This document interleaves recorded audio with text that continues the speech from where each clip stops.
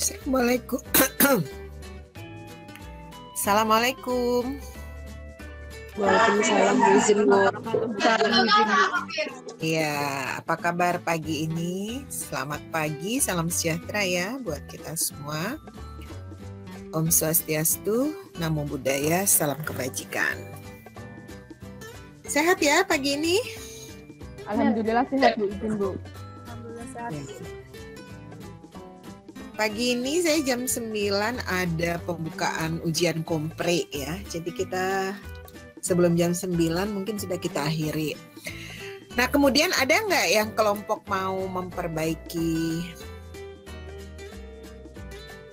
nilai, mau presentasi, mungkin bisa mulai minggu depan ya.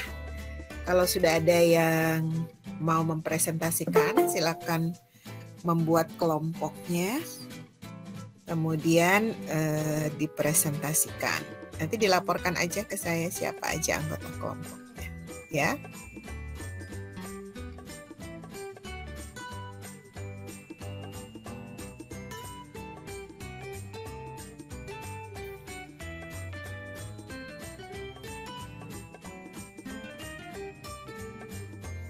Oke.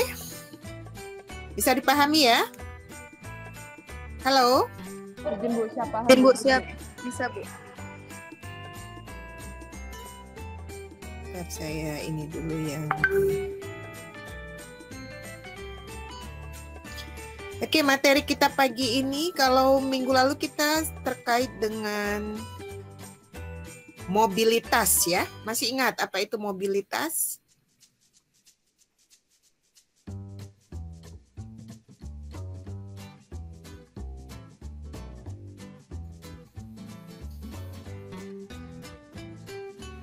Kita refresh sejenak pengertian mobilitas itu ada yang sifatnya permanen dan non permanen. Kemudian yang permanen itu dikategorikan sebagai migrasi, gitu ya. Non permanen itu yang sirkuler, yang ada komuter, kemudian sebentar. Ada yang bergabung lagi? Nah, jadi silakan di refresh kembali ya. Nah, sekarang kita masuk ke topik bahasan mengenai ketenaga kerjaan. Jadi kependudukan ini punya keeratan ya, yang sangat terkait dengan ketenaga kerjaan. Nah, yang dimasuk dengan usia kerja itu sebenarnya usia berapa sih dari penduduk ya? Penduduk itu kan mulai dari 0 tahun sampai ya mulai dari kategori yang usia bayi, balita gitu ya sampai dengan lansia gitu kan. Nah, kemudian yang dimasuk kategori usia tenaga kerja atau kita kategorikan juga usia produktif ya, usia produktif. Nah, di Indonesia kalau kita lihat piramida penduduk mungkin dari latihan yang sudah saudara kerjakan itu sebenarnya di usia produktif itu sangat besar ya.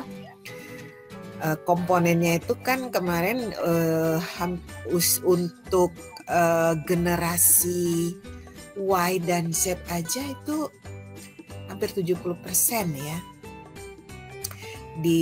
berdasarkan hasil sensus penduduk tahun 2020. Nah, Anda kan generasi Z ya, kemudian generasi Y, baby boomers gitu ya, kemudian generasi pre-baby boomers, generasi X, kemudian generasi baby boomers. Ya.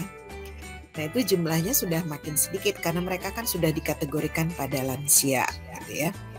Nah usia yang besar ini adalah di usia-usia produktif ya, usia 15 sampai dengan 64 tahun ya. Jadi itu yang dikategorikan pada usia produktif. Di atas itu dia sudah masuk non-produktif. Nah itulah sebabnya kita sekarang ini sudah masuk pada kategori bonus demografi ya.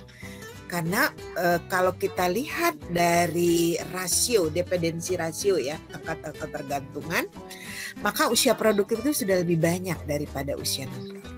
Ini sebenarnya bisa menjadi window ya, window to opportunity. Jadi peluang kita untuk meningkatkan kesejahteraan gitu ya, karena usia produktifnya lebih banyak daripada usia non produktif. Tapi itu dengan syarat ya, bahwa usia produktif ini akan terserap tenaga kerja, mereka juga mampu berwirausaha, misalnya kalaupun tidak terserap di pasar kerja tapi mereka mampu berwirausaha. Nah, maka ini menjadi window to opportunity. Tapi sebaliknya gitu ya, kalau usia-usia produktif ini tidak terserap di pasar kerja, atau mereka juga tidak mampu gitu ya berwirausaha, atau ini menjadi unemployment. Nah, ini bisa menjadi door to disaster ya, menjadi pintu untuk bencana.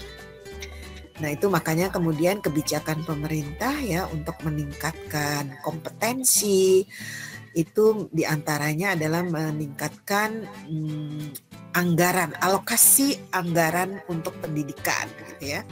Kemudian memberikan peluang-peluang beasiswa yang lebih besar ya. Nah, itu salah satunya misalnya termasuk beasiswa ke luar negeri ataupun di dalam negeri, misalnya LPDP dan lain-lain. Nah, itu tujuannya adalah tadi meningkatkan kompetensi-kompetensi usia-usia produktif ya. Kemudian juga memberi misalnya sekarang santunan ya untuk prakerja gitu ya. Nah, itu juga salah satu ya untuk meningkatkan. Nah, itu kan nanti bantuan prakerja itu juga bisa digunakan untuk meningkatkan kompetensi. Bagaimana misalnya belajar macam-macam ya, bisa belajar macam-macam dan itu bisa digunakan seperti itu. Nah, kemudian kalau kita kaitkan dengan konsep dan ini adalah outline ya. Jadi outline ini terkait dengan konsep definisi, kemudian jenis pengukuran kegiatan ekonomi itu apa saja, kemudian bagaimana klasifikasi ya, itu E-nya nggak ada ya, klasifikasi tenaga kerja, status pekerjaan, kemudian ukuran ketenaga kerjaan, nah, itu bagaimana mengukurnya.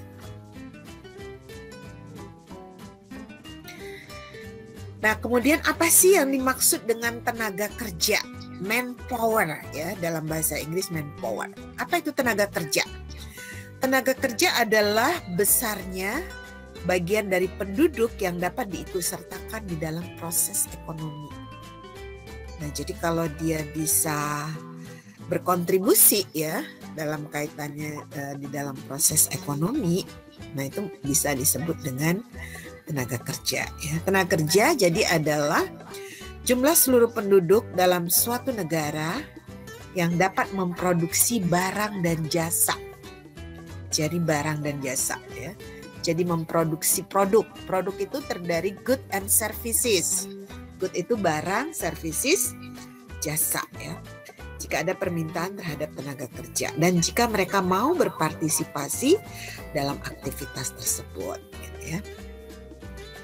Nah, jadi itu yang dimaksud dengan tenaga kerja, manpower, labor, gitu ya.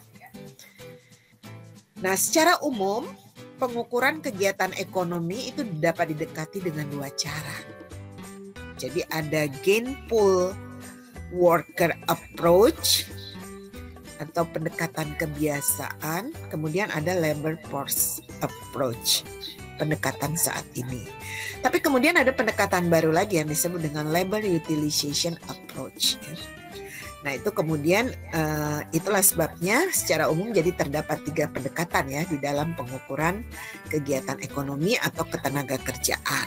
Jadi yang pertama gainful worker approach, labor force approach atau LFA, GWA atau gainful worker approach ya. Kemudian labor utilization approach. Jadi ada 3 ya. Jadi pendekatan kebiasaan, pendekatan saat ini, dan pendekatan labor utilization itu pemanfaatan ya.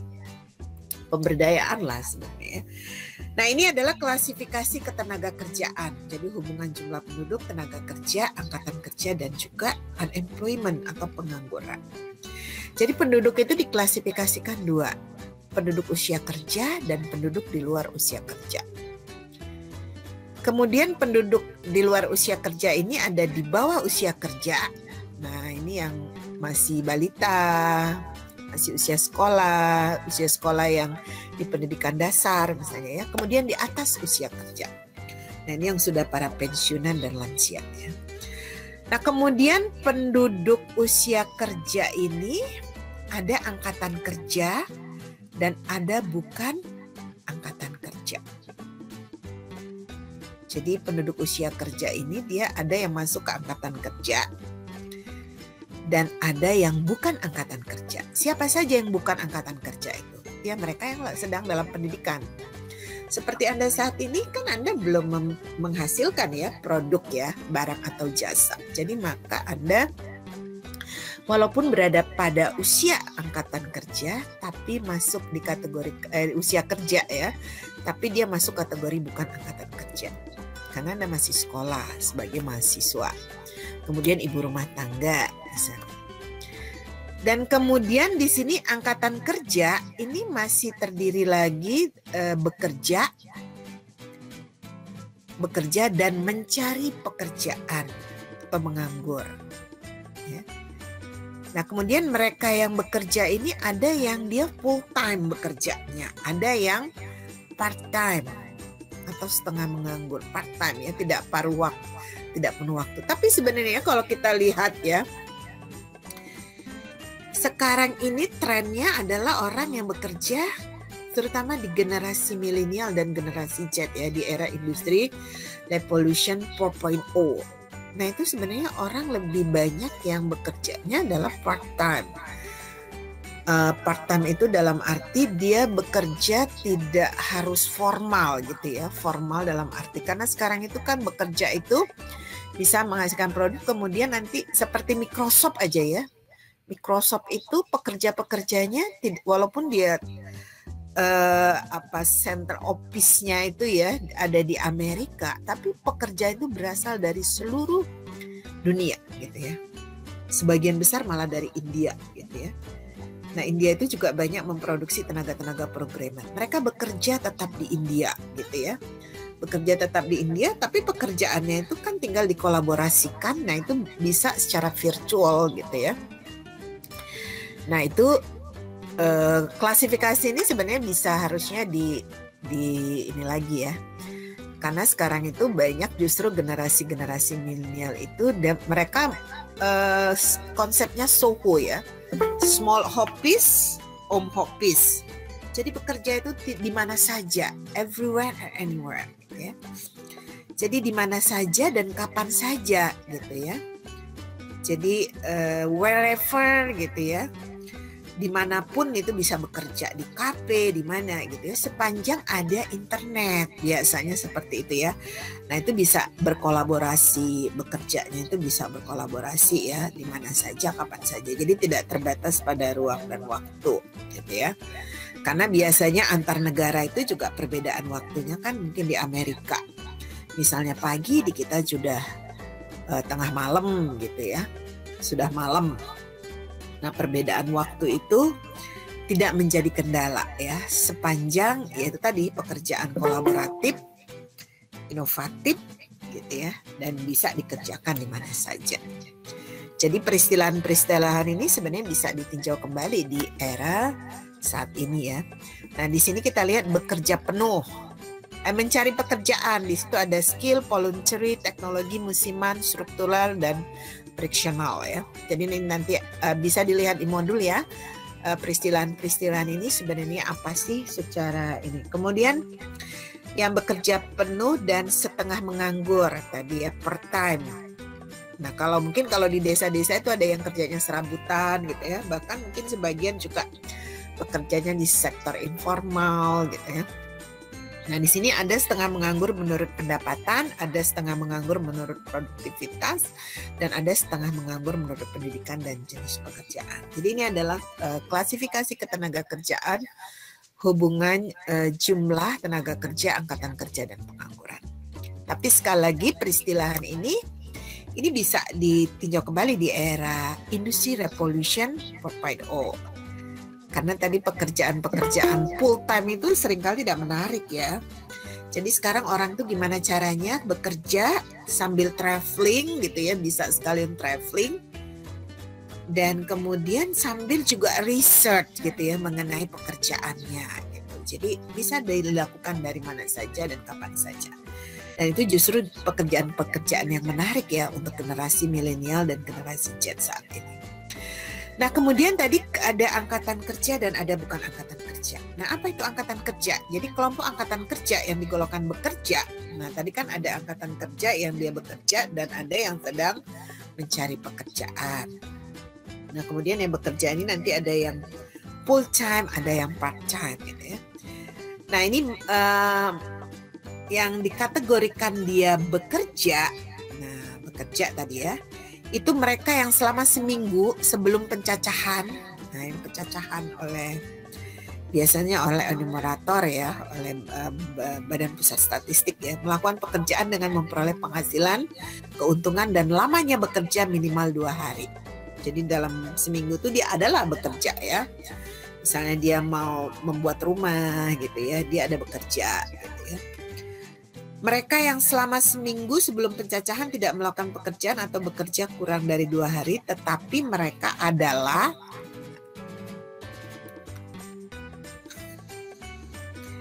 pekerja tetap, seperti pegawai-pegawai pemerintah atau swasta yang sedang tidak masuk kerja karena cuti, sakit, mogok mangkir, dan lain-lain.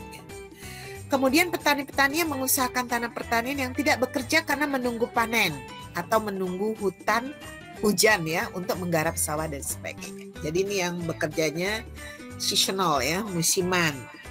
Ada musim panen, ada musim tanam, musim menyiangi gitu ya, musim memupuk gitu ya. Jadi ada.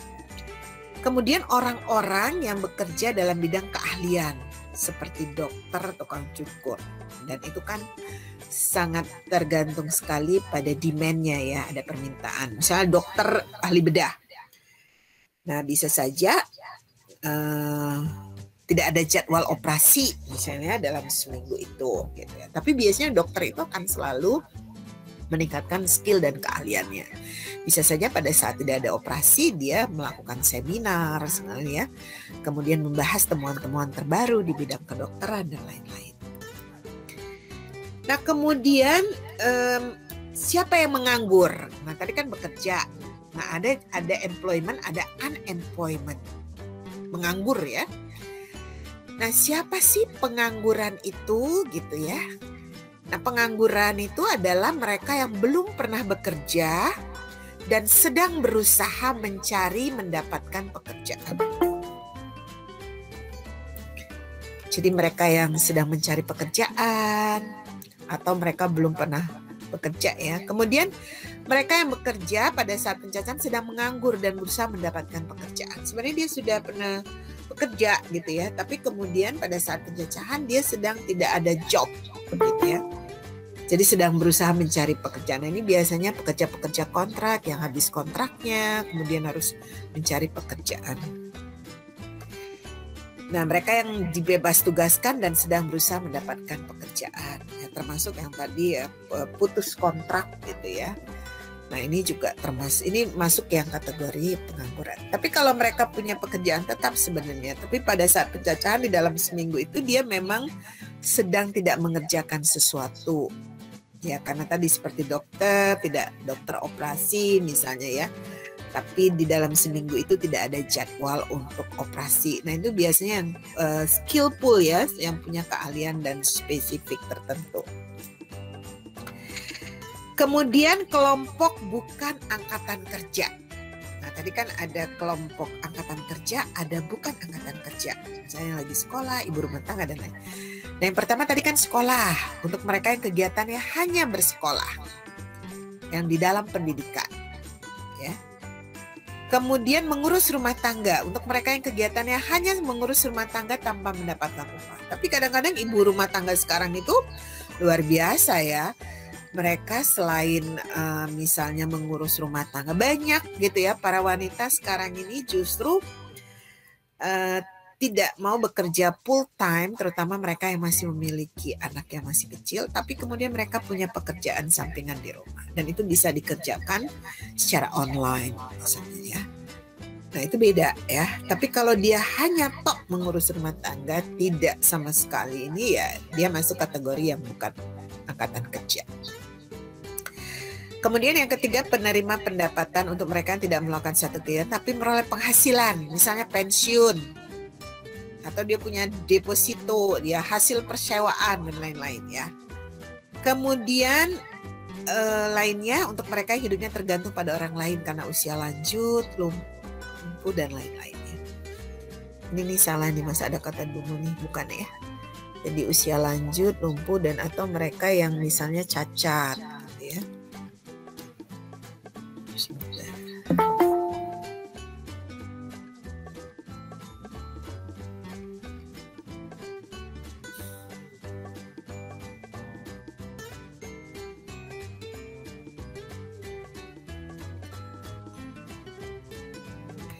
Oke, kemudian bekerja. Nah, bekerja ini sebenarnya kata kerja ya, bekerja gitu ya. Nah, ini yang masuk kategori sebenarnya yang tadi ya. Jadi penduduk 10 tahun ke atas sebenarnya ya bisa dimasukkan kategori bekerja. Ini adalah mereka yang selama seminggu yang lalu melakukan pekerjaan dengan maksud memperoleh atau membantu memperoleh penghasilan atau keuntungan dan bekerja paling sedikit 1 jam dalam seminggu yang lalu. Nah, ini kalau di dalam pencacahan, apakah mereka bekerja atau tidak gitu ya. Nah, data ketenagakerjaan menunjukkan bahwa mayoritas tenaga kerja Indonesia itu merupakan tenaga kerja unskilled labor. Jadi nggak punya ya pendidikannya misalnya SD, tidak punya skill ya untuk terutama untuk tuntutan skill di era disruption seperti sekarang ya. Nah, tenaga kerja tidak terdidik ya, yang mempunyai tingkat pendidikan rendah gitu ya, SMP ke bawah misalnya ya. Bahkan sekarang kalau kita tenaga kerja yang kayak office boy, cleaning service itu juga sudah mensyaratkan pendidikannya SMA ya kan.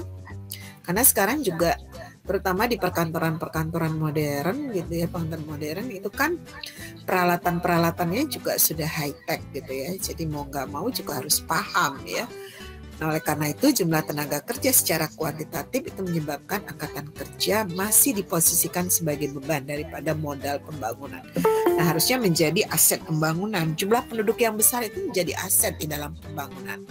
Tapi tentu saja dengan syarat bahwa labor itu ada U-nya ya. Ini unskilled labor ya, ada. Kadang-kadang typo ya. Saya ini dulu.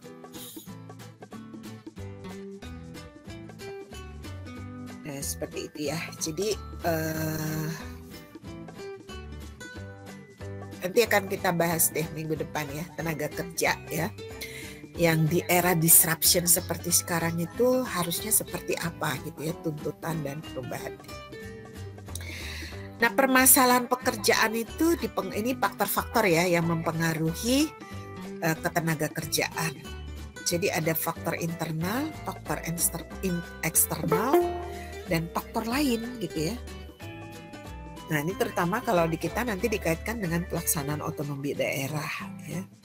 Yang banyak sekali kadang-kadang sering tidak mendukung penciptaan lapangan kerja atau tidak ramah terhadap tenaga kerja. Nah, jadi masalah ketenaga kerjaan Indonesia ini bersifat multidimensi. Bahkan banyak sekali ya kemudian perda-perda itu yang kemudian ini kan oleh pusat ya. Karena itu tadi tidak mendukung yang namanya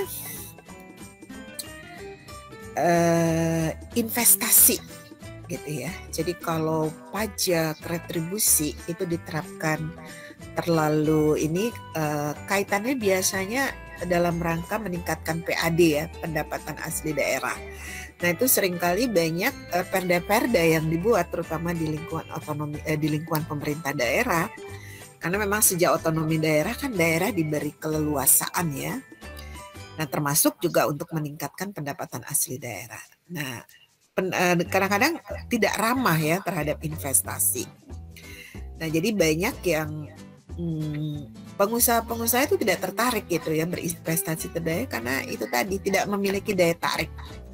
Ya belum sudah ada pajak, sudah ada apa namanya retribusi segala macam gitu ya. Jadi ini sangat tidak ramah ya untuk investasi. Nah, di sini faktor internal adalah faktor internal menyangkut faktor yang berhubungan langsung dengan tenaga kerja, yaitu tingkat pendidikan angkatan kerja yang rendah, ketidaksesuaian kesempatan kerja dengan tenaga kerja yang ada. Karena sekarang kan sudah era disruption itu banyak sekali yang sudah bisa digantikan oleh mesin ya. Jadi kita masuk di era ada banyak pekerjaan yang hilang gitu ya karena tapi juga kemudian banyak pekerjaan baru yang muncul.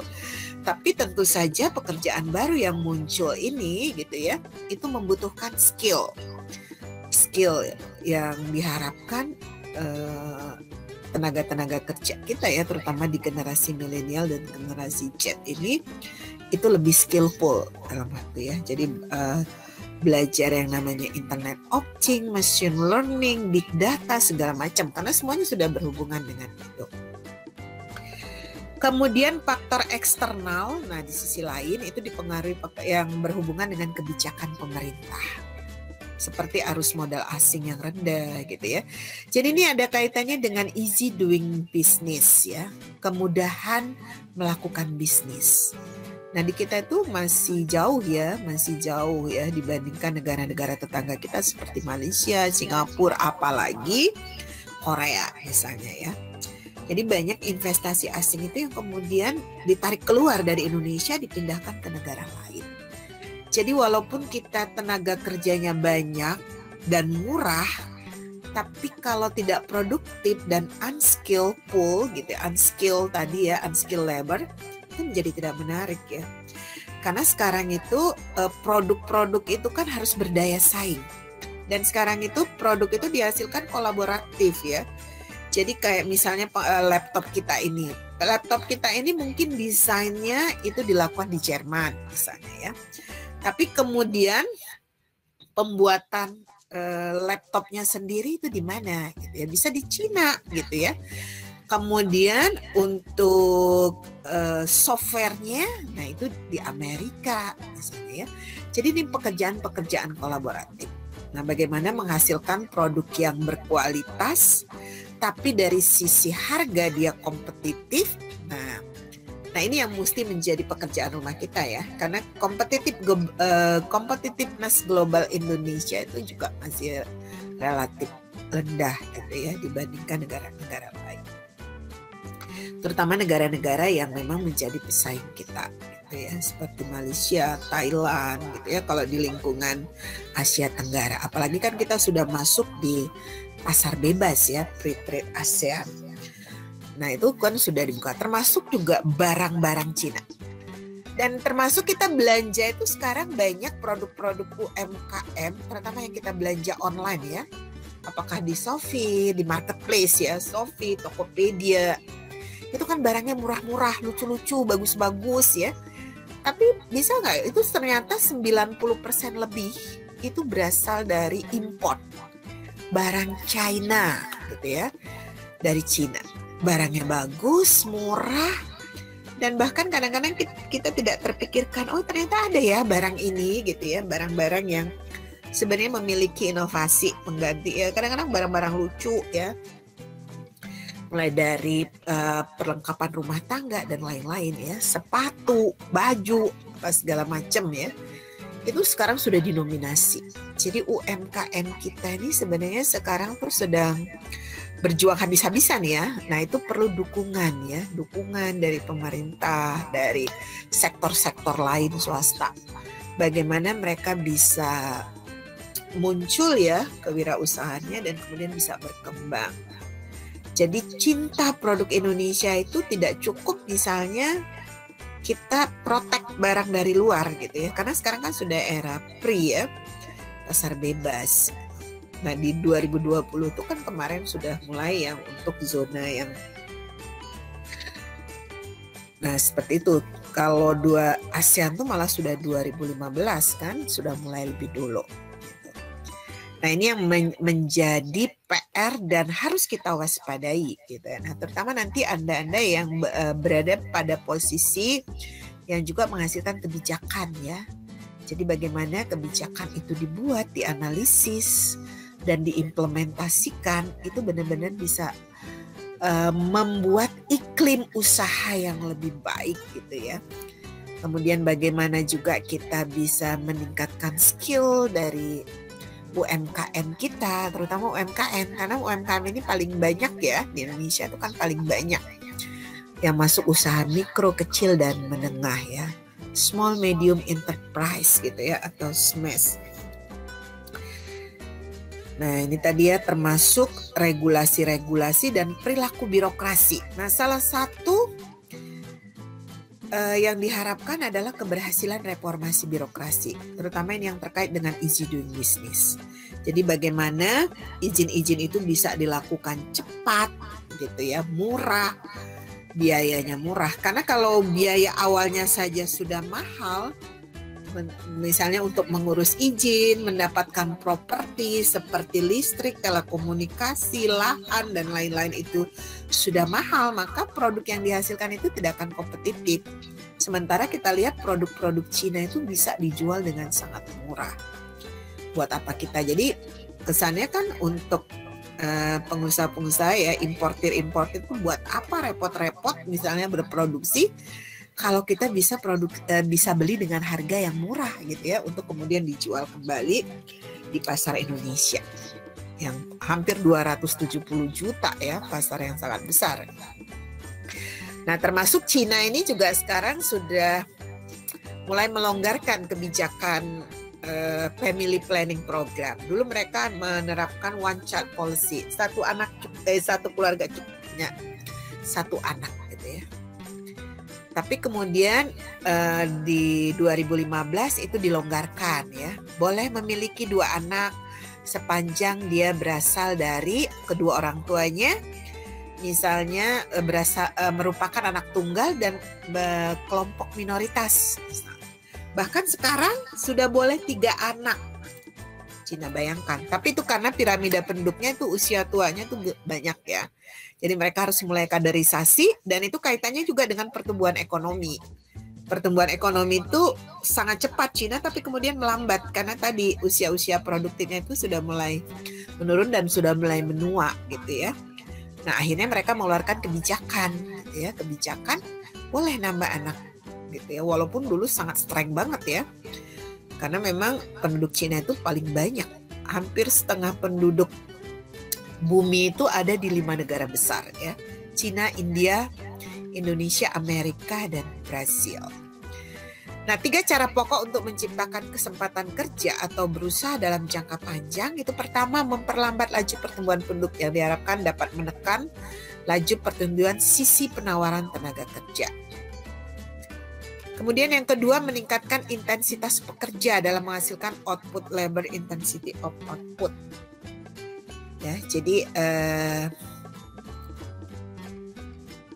nah ini termasuk menciptakan ya kesempatan kerja atau berusaha dalam jangka panjang sebenarnya. Kemudian ketiga, melalui pertumbuhan ekonomi yang diharapkan mempunyai multiplier effect.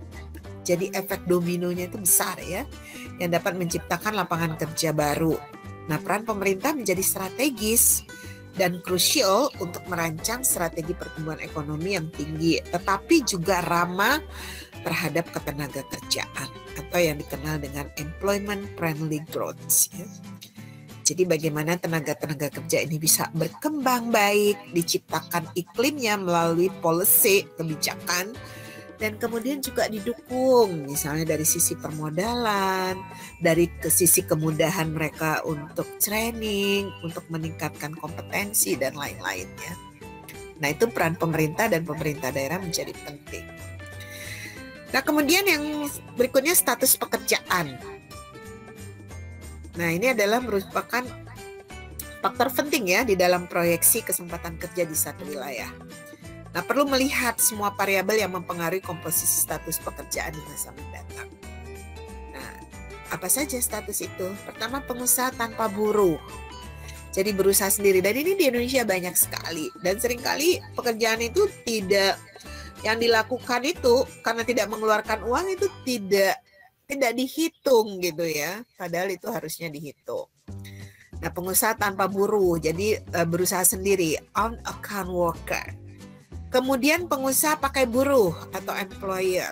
Ini terdiri dari buruh tetap atau buruh tidak tetap, misalnya ya. Kemudian buruh, karyawan, employee. Kemudian pekerja keluarga tidak dibayar. Ini banyak loh ya. Jadi itu seringkali tidak dihitung. Jadi harga yang di ini kan, tapi itu juga karena terkait dengan masih kualitas ya. Kualitas ataupun apakah sudah sesuai dengan demand ya. Konsistensi dan kualitinya itu masih belum ini.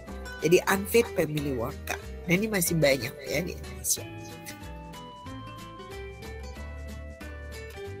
Nah, ini jumlah ini sebenarnya ini data tahun 2003. Nanti kita cari data terbaru lagi ya. Ya, ini juga data tahun 2007. Nanti kita akan revisi. Nah, di minggu depan kita akan revisi dengan data-data yang lebih baru lagi ya. Nah, ini rasio beban tanggungan seperti yang saya bilang tadi ya. Dependensi rasio. Ini ada kaitannya dengan bonus demografi. Biasanya semakin kecil dependensi rasio, nah itu tadi ya, window opportunity. Jadi dividen demografi, dividen bonus demografi. Dan ini sebenarnya peluang kita untuk bisa meningkatkan kesejahteraan.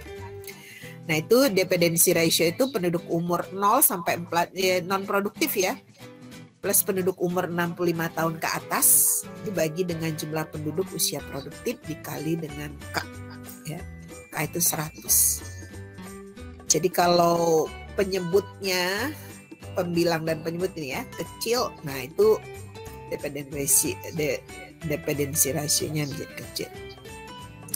Nah, ini contohnya misalnya ya, pada tahun 2000 penduduk di Kabupaten X yang berumur ini ya, yang berumur sekian 52 juta bisa, sedangkan yang berumur 15 sampai 64 ini yang usia produktif ya, dan adalah ini 63 juta, jadi besar nih, dan 3 juta. Jika K sama dengan 100, berapa DR? DR ini ada dependensi rasio atau rasio beban tanggungan. Nah, di sini DR-nya 88,7. Artinya setiap 100 kelompok penduduk produktif harus menanggung 88. Jadi lebih kecil kan? Nah, ini yang kelompok produktif. Nah, diharapkan dia bisa saving ya. Nah, kalau saving artinya tidak semua penghasilannya harus dikeluarkan untuk rumah tangga misalnya, tapi dia bisa saving. Nah, saving ini kan juga bisa menjadi investasi ya bagi sektor swasta dan juga pemerintah. Itu diharapkan kalau investasi terus meningkat, maka peluang pekerjaan juga akan semakin terbuka dan semakin besar. Nah, ini kemudian ada tingkat partisipasi angkatan kerja. Nah, kita kan tadi bukan angkatan kerja, bukan angkatan kerja. Nah, bukan angkatan kerja ini ada yang bekerja dan juga ada yang menganggur, gitu ya. Kemudian yang bekerja ini ada yang full time, ada yang part time. Nah, TPAK tingkat partisipasi angkatan kerja. Nah, ini diukurnya angkatan kerja dibagi dengan penduduk usia kerja. Jadi penduduk usia kerja kan tadi ada yang bekerja dan ada yang nganggur ya. Nah, ini adalah angka yang menunjukkan persentase angkatan kerja terhadap penduduk usia kerja. Nah, angkatan tersebut digunakan sebagai dasar untuk mengetahui penduduk yang aktif bekerja atau mencari pekerjaan. Nah, jika angka TPAK kecil, diduga penduduk usia kerja banyak yang tergolong bukan angkatan kerja. Nah, mungkin dia masuk yang anak sekolah, ibu rumah tangga, gitu ya. Tapi kalau masih sekolah itu dia.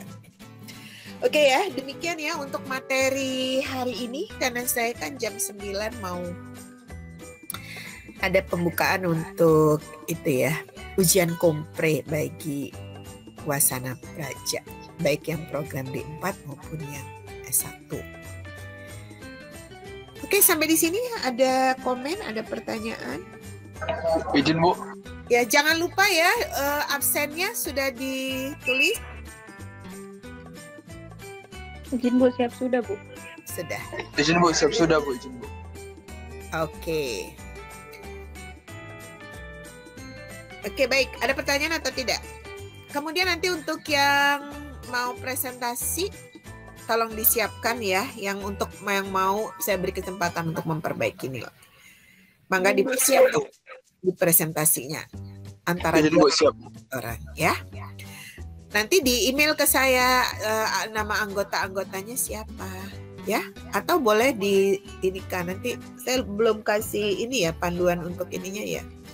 Tapi materinya materi yang bolehlah yang terkait dengan yang sebelum UTS juga boleh, tapi dia banyak kasus ya.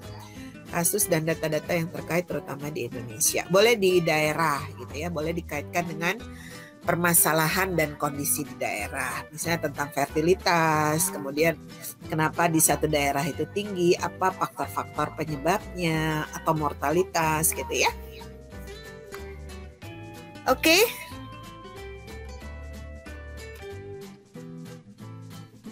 Kalau tidak ada pertanyaan, saya akhiri ya.